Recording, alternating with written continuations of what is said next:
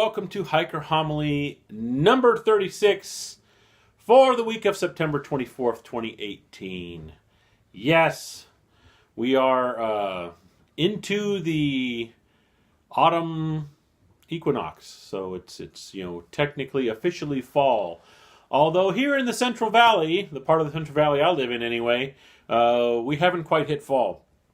We're still seeing temperatures in the high 80s and low 90s Fahrenheit, and it's that weird time of year where none of my trees have started dropping leaves. Well, not major amounts yet. Got a little bit of leaf drop, but for the most part, not yet.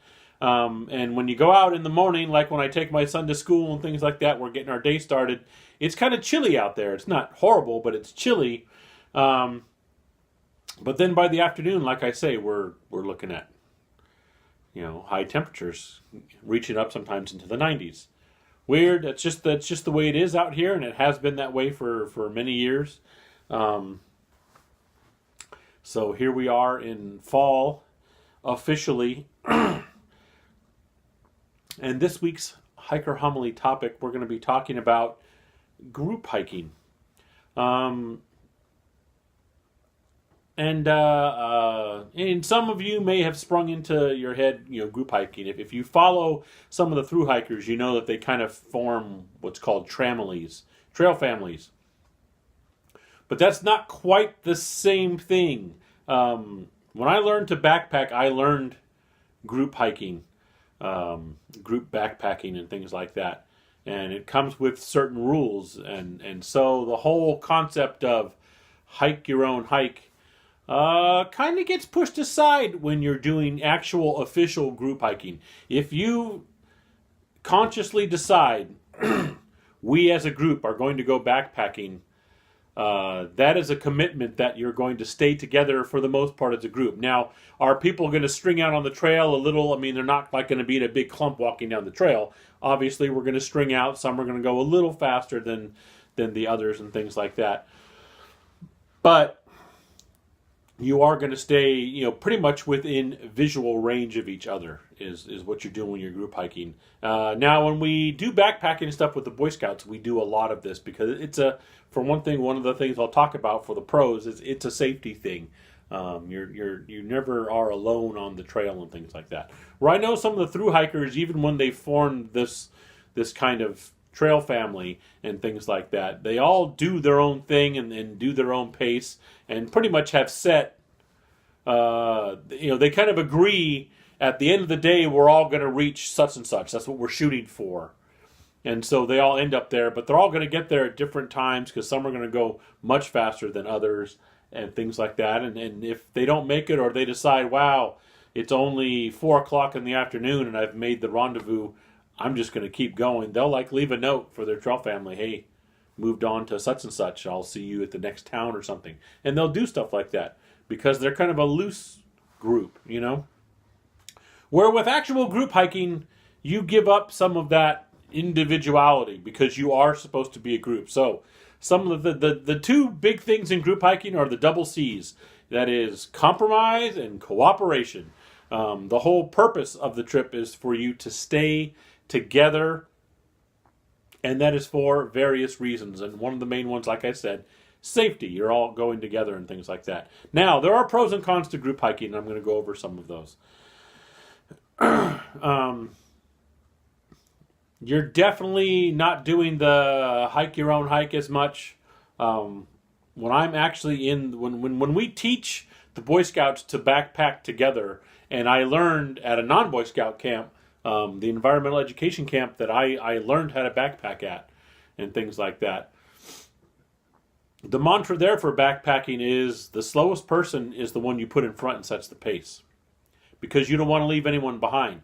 So if we know that this person is the slowest one on the trail, they don't hike quickly, that's who's usually on point. You tell them, okay, we're going to be going down the trail this far, and the person who knows the trail better, we're looking for such and such meadow. Once we get there, we're going to take a break. We put the slowest person in front, and everybody else is going to keep pace with them. And so if you're one of those people who just likes to tear down the trail, you're going to have to rein that in. As hard as that may be for some people, you have to understand that with group hiking, your goal isn't always the distance. Your goal isn't burning through miles in the day. Your goal is to get to a certain spot, and you don't have to get to that certain spot hours before the rest of the group. So just travel with the group. And so you've got that kind of, for some of you who like to just kind of whip on down the trail, that can be a personal sacrifice that you have to kind of rein that in and go at a slow pace. And some people are like, "Oh, what's the big deal? I'm walking with friends and stuff like that," because you assume your buddies or something if you're in the same group hiking, right? And so it's not that big of a deal. For some people, reining in their pace is a big deal. It's very hard for them to do. There's just some folks out there who can't help it. They get on a trail and they want to go fast. I'm not going to knock them. I'm not going to say that's not the purpose of hiking. It's hey, they're doing their thing and fine. But if you are actually in an official group, then you have to try and rein that in. That's just how it is. And so, yeah, usually the slowest person is going to set the pace of the group and things like that. That's one of the cons. If you're the type of person who just wants to just wham down the trail, if you are in a group, you're going to have to rein that in. You're going to have to find a way to control it, and you're going to have to stick with them. Because someone slower is probably going to be setting the pace, and you're going to have to be behind them. And that's just how it goes. And the other thing is you're going to be less flexible with the plan. We had this issue in a bit of a way with the group that I did the Lost Coast Trail with. We had this planned out. We're going to do the first day to this point, and that worked out just fine. Second day to such and such point. Third day to such and such point. Well, by the second day, the discussion sprang out, hey, because I have such and such family member with me, I'd really like to see them have a good time at this one camping area. And so instead of going past that to such and such, I want to camp there. Well, the rest of the group feels for you, but just because you want your family member to be able to play at this one particular place, why do we have to change the group plan that we had agreed upon before we even left town? We didn't even leave our hometown to go up there. We had our plan set, what we were going to do.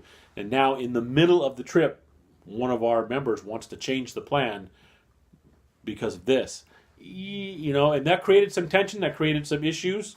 I'm not going to lie, it actually ended up making the group kind of split.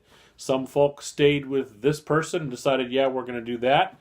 And some folks said, nope, we're going to strike out and go because, some of us have people picking us up at a certain time. So, hey, that's great that your family member is going to get to play and stuff like that, but that's going to mean that on the fourth day, we're not going to get into the final thing until late in the afternoon, but our ride's going to be there at noon because our original plan was we were going to be done by noon because we were going to do these stops. So a whole bunch of us, and I had to go with them because, their ride was my ride, stuck with the original plan while 3 or 4 of the group went on their own little plan. And it worked out. Everybody had fun on the trip and stuff like that, but it did literally split the group where, we kind of like, some of us just went and some of us did a different thing. And so our group ended up splitting in half basically.